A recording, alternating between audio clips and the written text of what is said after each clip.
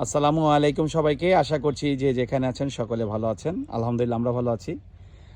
এই মুহূর্তে আমাদের প্রজেক্টে আসছেন আমাদের ড্রাগন কল্যাণ সমিতির একজন সদস্য আওরঙ্গজেব মাসুদ ভাই। উনি একজন ভুসিমাল ব্যবসায়ী ছিলেন, কিন্তু এখন উনি পূর্ণাঙ্গভাবে ড্রাগন চাষি হিসেবে উনি ওনার কৃষি কর্ম উদ্যোক্তা হিসেবে কৃষি চলে উদ্যোক্তা হিসেবে আসছি। কাজ করছেন।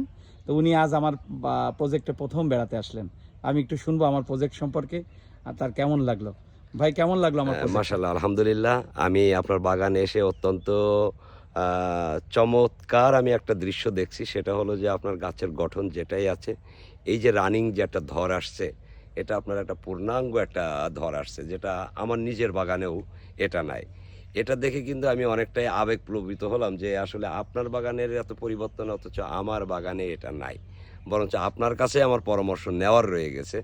যাক, তারপরে মাশাআল্লাহ, আলহামদুলিল্লাহ, এই যে আপনার গাছে যে পরিমাণ ফল আছে এবং ফুলের পরিমাণটা আমি যা দেখছি, আমার নিজের বাগানে, আমার 4 বিঘা বাগান, কিন্তু সেখানে আমি এতটা দেখতে পাই নাই।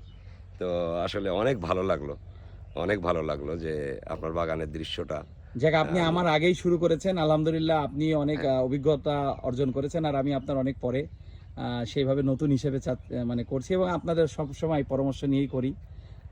এই আর কি অবস্থা। তো আপনাকে অসংখ্য ধন্যবাদ আমার ধন্যবাদ প্রজেক্ট আসার সবাইকে। জন্য। যে সবাই সুস্থ ড্রাগন ফল খান।